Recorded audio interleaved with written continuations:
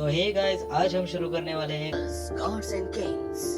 ये कहानी आज से 3300 साल पुरानी है। ये कहानी है इब्रानियों की, जो मिस्र में पिछले 400 सालों से गुलाम है। लेकिन इन 400 सालों में ना तो वो अपने वतन को भूले और ना ही अपने ईश्वर को, और ईश्वर भी उन्हें नहीं भूला। ये पिछली 4 पीढ़ियों से मिस्र में गुलाम है।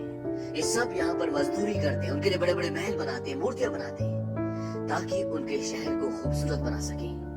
लेकिन इनकी अपनी जिंदगी बहुत दर्दनाक है। फिल्म की शुरुआत में ये दिखाते हैं कि एक महल है जिसका नाम है मेम्फिस, और उसके अंदर एक मीटिंग चल रही है जिसमें ये बताया जा रहा है कि हमारी सरहद पर एक सेना खड़ी है, और वो इसलिए खड़ी है क्योंकि उन्हें डर है कि हम उन पर अटैक न कर दें। वहाँ का राजा ये बोलता है कि मैं नहीं चाहता कि वो हम पे अटैक करें, और वो ये डिसाइड करते हैं कि हम लोग उन पे अटैक करेंगे। लेकिन इससे पहले वहाँ पर जो भविष्यकर्ता होते हैं, यानी कि जो शगुन देखकर बताते हैं, वो शगुन में ये बताते हैं कि इस युद्ध में एक सेनापति की जान को खतरा होगा और जो उसे बचाएगा वो आगे चल के राज करेगा। अब यहाँ पर 2 लोग हैं जो राजा के बहुत खास हैं। एक तो रामसीस जो राजा का बेटा है, और दूसरा मूसा। मूसा राजा की बहन का बेटा होता है, यानी कि रामसीस का कजन। हालांकि राजा को मूसा से ज्यादा लगाव है, वो जानते हैं कि मूसा ज्यादा काबिल है। अब ये सब युद्ध में जाते हैं, और युद्ध में एक पल ऐसा आता है जब रामसीस की जान जाने वाली होती है, और उस वक्त मूसा उसकी जान बचा लेता है। युद्ध से आने के बाद जब राजा को पता चलता है कि मूसा ने रामसीस की जान बचाई, और जैसा कि उस औरत ने भविष्यवाणी की थी कि आने वाले वक्त में वही राज करेगा जो इस युद्ध में सेनापति की जान बचाएगा, और मूसा ने सेनापति की जान बचाई थी। राजा बोलता है कि मैं जानता हूँ कि तुम भविष्यवाणियों और शगुन पर विश्वास नहीं करते, लेकिन मैं करता हूँ। लेकिन मैं ये सोच रहा हूँ कि तुम मेरे वारिस कैसे बन सकते हो, किसी आम तरीके से तो नहीं। मूसा बोलता है कि किसी भी तरीके से नहीं। राजा बोलता है कि हाँ, अभी तो कोई तरीका नजर नहीं आता। दरअसल राजा मूसा से बहुत प्यार करता है, और मूसा भी राजा की बहुत इज्जत करता है। इसके बाद ये दिखाते हैं कि राज्य सभा होती है जहाँ पर ये बताया जाता है कि पितौम में जो मजदूर हैं वो बहुत परेशानी कर रहे हैं। राजा अपने बेटे को बोलता है कि तुम जाओ और वहाँ का जायजा लो। लेकिन बाद में मूसा रामसेस को बोलता है कि तुम वहाँ मत जाओ, मैं जाऊंगा, वहाँ जाना तुम्हारी शान के खिलाफ होगा। अब जो भविष्यवाणी हुई थी और उसके हिसाब से मूसा ने रामसेस की जान बचाई थी, उससे रामसेस के दिल में कहीं ना कहीं शक पैदा हो जाता है। लेकिन उसका शक अभी इतना पक्का नहीं है। अब मूसा पितौम जाता है और वहाँ देखता है कि मजदूरों की जो हालत है बहुत खराब है, और वहाँ का वजीर बोलता है कि ये कभी भी बगावत कर सकते हैं क्योंकि उनकी तादाद वहाँ पर बहुत ज्यादा होती है। मूसा बोलता है कि ठीक है, मैं इन लोगों से बात करना चाहता हूँ, और वो एक मीटिंग बुलाता है जिसमें वो इब्रानियों के बुजुर्गों को बुलाता है। मूसा उनसे पूछता है कि तुम लोग क्या चाहते हो। वहाँ पर एक आदमी होता है जो बुजुर्ग होता है, वो बोलता है कि हम चाहते हैं कि हम अपने देश जाएं जिसका नाम है कनान। मूसा बोलता है कि मैं वहाँ पर गया हूँ, और वो बहुत ही खतरनाक जगह है। वहाँ पर जो कबीले हैं वो बहुत ही खतरनाक है। तुम अगर वहाँ पर गए तो वापस नहीं आओगे। मूसा उस बुजुर्ग आदमी से पूछता है कि तुम्हारा नाम क्या है। वो बोलता है कि पहले तुम अपना नाम बताओ। मूसा बोलता है कि ठीक है। वो बताता है कि मैं बिथिया का बेटा हूँ और मेरा नाम मूसा है। ये सुनने के बाद वहाँ पर सब लोग थोड़े से खुश हो जाते हैं, और जाते हुए वो आदमी बताता है कि मेरा नाम नून है। इसके बाद मूसा को बोला जाता है कि आपसे नून अकेले में मिलना चाहते हैं। और जब मूसा वहाँ पर जाता है तो वही बुजुर्ग आदमी जिसका नाम नून है, वो मूसा को बोलता है कि तुम्हें ये बताया गया है कि तुम एक सेनापति के बेटे हो, लेकिन तुम्हें अपने पिता का नाम नहीं पता, लेकिन तुम एक गुलाम पैदा हुए थे। वो बताता है कि जिस साल तुम पैदा हुए थे उस साल एक भविष्यवाणी हुई थी, और उसमें ये बताया गया था कि हमारा मसीहा पैदा होगा। और जब ये बात राजा को पता चली तो उसने उस साल पैदा हुए हर इब्रानी बच्चे को मरवा दिया, और तुम्हारे माँ बाप तुम्हें किसी भी कीमत पर खोना नहीं चाहते थे, और इसीलिए उन्होंने तुम्हें तुम्हारी बहन को दे दिया। और तुम्हारी बहन ने तुम्हें नदी में बहा दिया उस वक्त जब फिरौन पिरामसे की बेटी बिथिया नदी में नहाया करती थी। और जब उसने तुम्हें देखा तो तुम्हें अपना लिया और तुम्हें महल ले गई, और तुम्हारी बहन को तुम्हारी दाई बना दिया। लेकिन उसने ये बात कभी किसी को नहीं बताई। मूसा बोलता है कि अच्छी कहानी थी। वो उसकी बात पर बिल्कुल विश्वास नहीं करता, और वो वहाँ से चला जाता है। पर जब नून ये कहानी मूसा को सुना रहा होता है तो इस कहानी को 2 लोग और सुन लेते हैं। वही दूसरी ओर ये दिखाते हैं कि राजा काफी वक्त से बीमार था, और अब उसकी मृत्यु हो गई है। और उसकी मृत्यु के बाद रामसीस राजा बन चुका है। और जिन 2 आदमियों ने नून की सारी बातें सुनी थी जो उसने मूसा को बताई थी, वो 2 आदमी ये सारी बातें अपने वजीर को बता देते हैं, और वजीर आके ये सारी बातें रामसीस को बता देता है। अब रामसीस के दिमाग में शक पैदा हो चुका है। मूसा अब रामसीस का सलाहकार है, और मूसा इस महल की, इस राज्य की एक बहुत ही महत्वपूर्ण इकाई है। रामसीस पूरी कहानी सुनने के बाद उस दाई को बुलाता है जिसने मूसा का लालन पालन किया है। वो उसे बिठाता है, उससे पूछता है कि क्या मूसा तुम्हारा भाई है। वो बोलती कि नहीं। रामसीस अपनी तलवार उठाता है और बोलता है कि मैं आखिरी बार पूछूंगा, क्या मूसा तुम्हारा भाई है?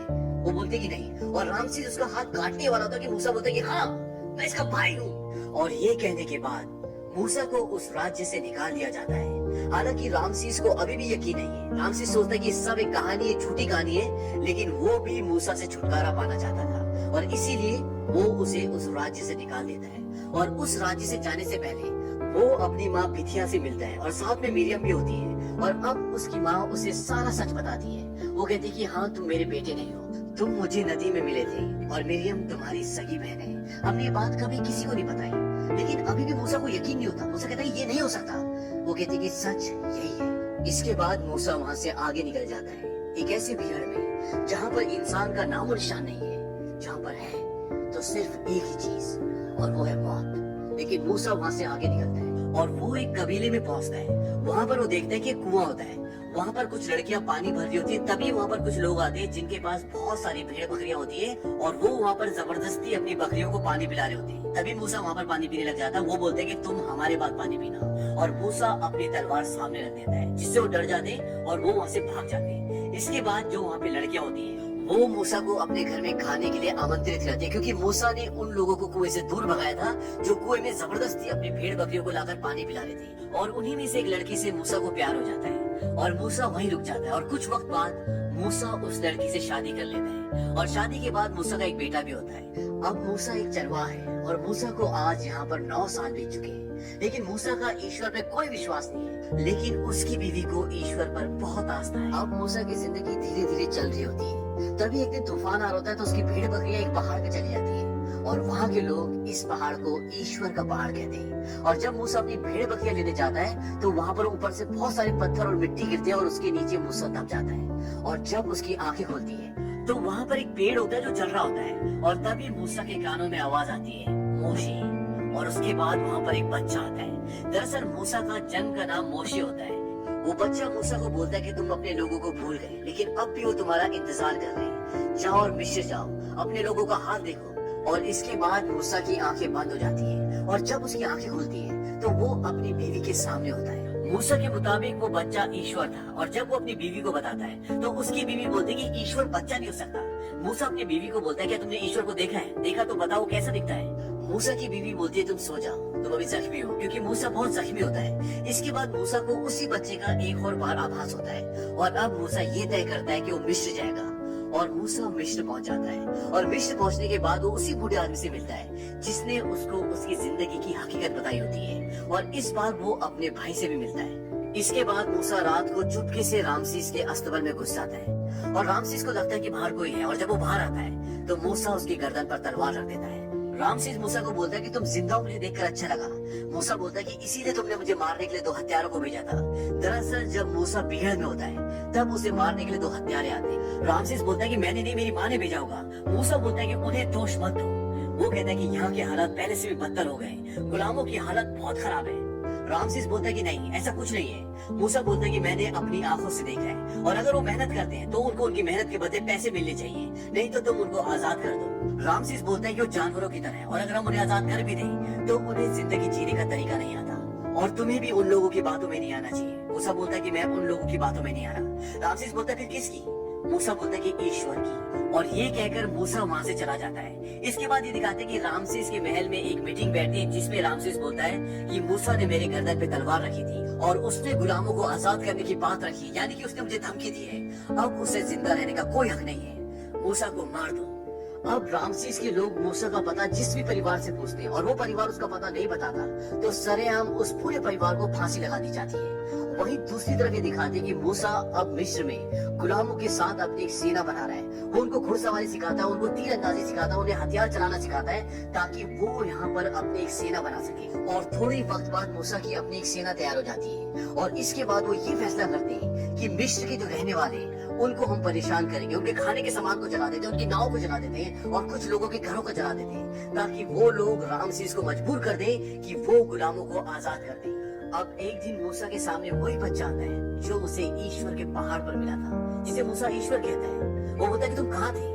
वो बच्चा बोलता है कि मैं तुम्हें हारते हुए देख रहा था और जिस तरह की लड़ाई तुम लड़ रहे हो इस लड़ाई में तुम्हें कई सालों लग जाएंगे, शायद 1 पीढ़ी लग जाए। मूसा बोलता है कि मैं 1 पीढ़ी लड़ने के लिए तैयार हूँ। वो बच्चा बोलता है कि शायद मैं नहीं, अब तुम कुछ नहीं करोगे, बस तुम देखते जाओ। जब मूसा उस बच्चे से बात कर रहा होता है, तभी दूर से एक आदमी देखता है कि मूसा किसी से बात कर रहा है, लेकिन सामने कोई भी नहीं होता। इसका मतलब ये बच्चा ईश्वर होता है।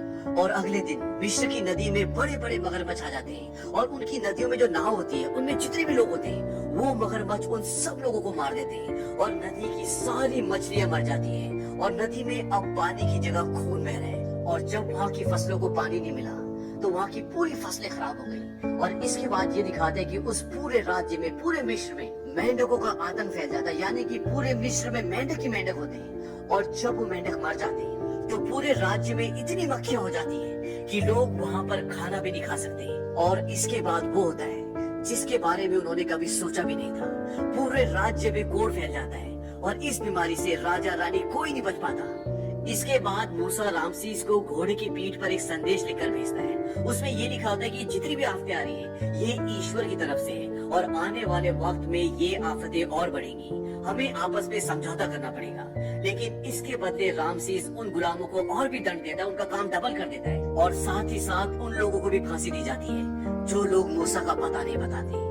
पूरे मिस्र में हाहाकार मचा। और जब ईश्वर देखते हैं कि रामसीस ने उनकी बात अभी तक नहीं मानी, तो वहाँ के जितने भी पालतू जानवर होते हैं, घोड़े, बैल, बकरी, सब मरना शुरू हो जाते हैं। और इस बात से पूरा राज्य परेशान हो जाता है। लेकिन ईश्वर का कहर अभी भी नहीं रुकता, और वहाँ पर पत्थरों की बारिश होती है। और इसके बाद मिस्र में वो होता है जिसके बाद पूरे मिस्र को भूख से जूझना पड़ता है। उस पूरे राज्य में करोड़ों टिड्डे आ जाते हैं जो पूरी फसल को बर्बाद कर देते हैं। और अब तक रामसीस भी इन सब आपदाओं से बहुत परेशान हो चुका है। और जब वो प्रेयर करने के लिए जाता है, तो उसे लगता है कि उसके आसपास मूसा है। वो बोलते हैं कि मूसा तुम यहाँ पर हो, लेकिन मूसा वहाँ पर नहीं होता। और तब वो धमकी देता है कि अब अगर मिस्र में एक भी चीज हुई, तो हर एक इब्रानी बच्चा जो अभी चल भी नहीं पाता, वो कभी नहीं चल पाएगा, मैं उसे दरियाई नील में डुबा दूंगा, जैसे तुम्हें डुबा देना चाहिए था। और तुम कहते हो कि ये सब तुमने नहीं किया, तुम्हारे ईश्वर ने किया है, तो मैं ईश्वर हूँ। तो देखते कि अब मारने में कौन तेज है, तुम, तुम्हारा ईश्वर या मैं। अब मूसा ईश्वर के पास जाता है, और ईश्वर बोलते कि मुझे पता है कि उसने हमारी बात नहीं मानी, और मैंने उसकी आखिरी धमकी सुनी है, और अब इससे भी बुरा होगा। हालांकि मूसा नहीं चाहता कि इससे बुरा मिस्र में हो, क्योंकि वो उन्हीं के साथ पला बड़ा है। लेकिन ईश्वर कहते हैं कि 400 साल की गुलामी, और उसके बाद अब मैं चाहता हूँ कि ये लोग हमारे आगे घुटने टेकें। और ईश्वर मूसा को बोलते हैं कि जाओ और उसे कहो कि आज शाम तक अंधेरा होने से पहले अगर उसने हमारी बात नहीं मानी, तो मिस्र के जितने भी बच्चे सब मर जाएंगे।